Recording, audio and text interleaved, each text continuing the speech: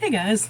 So, I just got some mythical merch in over the weekend, and this hat is one of them. I know you can't really see it, but there is an embroidered... I'm trying to catch it with the light. There we go, you can kind of see the embroidered M on this hat, and I love it. It's rare that hats actually look good on me, but I am happy with this.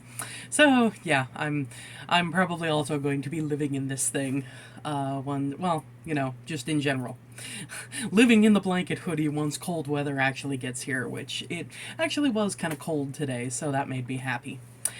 Anyway, so recently I have been watching Dick Van Dyke shows again, and I started watching them. My dad probably showed me the first episode I ever saw when I was about 12 or 13, I want to say, and it was Ghost of a Chanz, which, if you don't know anything about the Dick Van Dyke Show, Dick Van Dyke plays a writer for the Alan Brady Show named Rob Petrie. And he works with two other writers on the show named Buddy and Sally. And in Ghost of a Chanz, Rob, Sally, Buddy, Rob's wife Laura, have gone to this cabin in the Catskill Mountains, and they are supposed to be working on a show that Alan Brady has a new idea for. So Alan and Mel, who is the producer of the show, are already there when the four of them get there, and the hotel I don't know, manager, the one behind the desk, is basically saying, that Alan and Mel are the only ones who have rooms. There's no rooms, there's no reservations for Rob, Sally, Buddy, and Laura. And there's no rooms available. So, Mel and Rob are talking to the guy while the others have gone off. Rob has said, yeah, go to dinner, we'll handle it.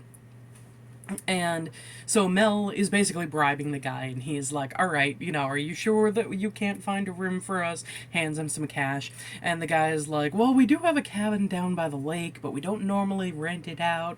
And he tells them that there's a local legend about the cabin being haunted, that this guy named Amos Chance used to used to rent the cabin and come there fishing. Well, he went to bed one night, and the next morning, gone.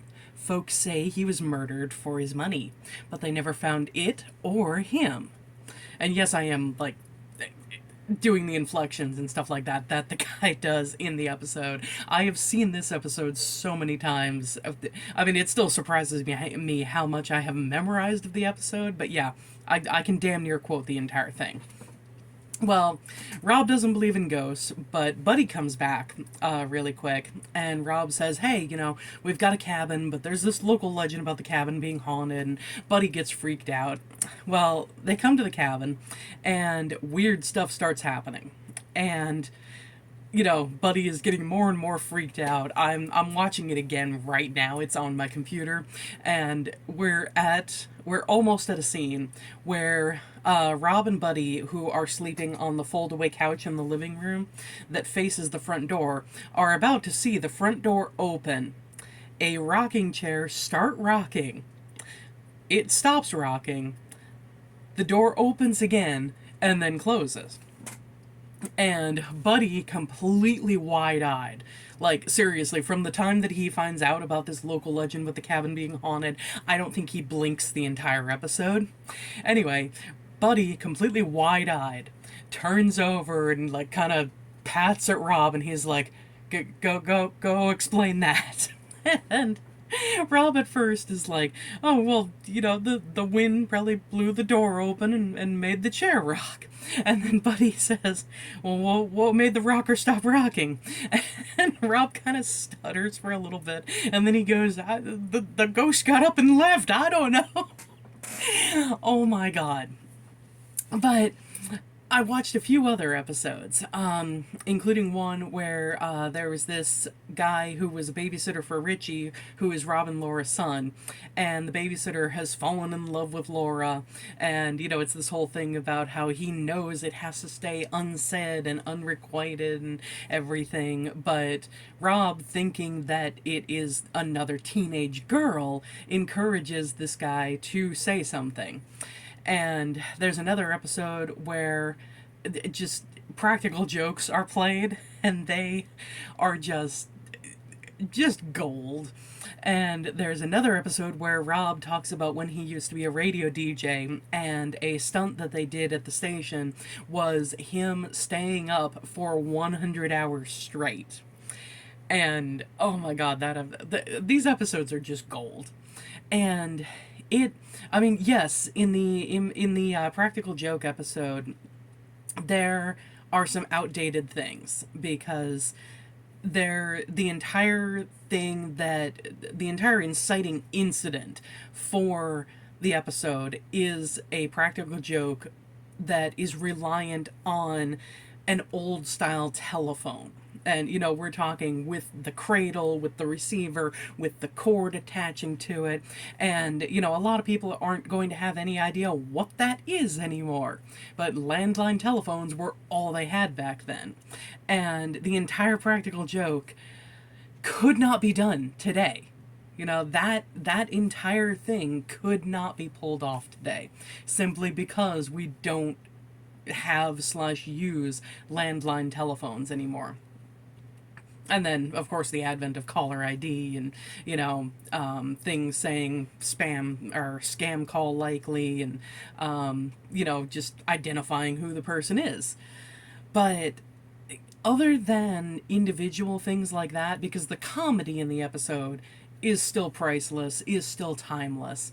And that's what I'm kind of getting at. The timelessness of these episodes is amazing.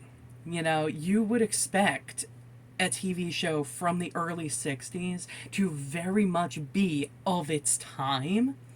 And, there are hints of that. In Ghost of a Chanz, that, Rob is like, they didn't tell Sally and Laura about the local legend and everything. And Rob says at one point, oh, I wouldn't want to frighten the girls, though. And, especially in the advent of the Me Too movement and women wanting, more respect, equal respect and all that, it is, you do kind of listen to that and it's like, why are you calling them girls? Come on, these are adult women. Like, why? But other than little moments like that, I love, like I said, how universal and timeless these episodes are. Because, heck, you look at Sally. She is a woman in a job as a comedy writer. And yes, Rob is the head writer, and Buddy and Sally are essentially his employees. But at the same time, whereas it could very easily fall into the trope of her not being listened to in these episodes and her, kind of being undermined, it is very obvious through any of these episodes that she is just as important a member of this team and just as valuable and just as listened to and, just as important as the two men who are on this team being the comedy writers for the Alan Brady show.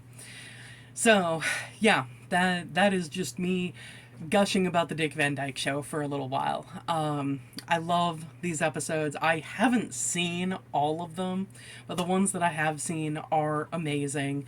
I've actually found them on YouTube. You get the occasional ads. Not if you have YouTube Premium, though. But hey, it's worth it to watch them, and I love it. I love that they are on there. I've got the DVDs, but, if I can find the full versions here, it's like, alright, let me be lazy and not dig out the DVDs. Anyway, thanks for listening to me gush, and I will see you next time, guys. Bye.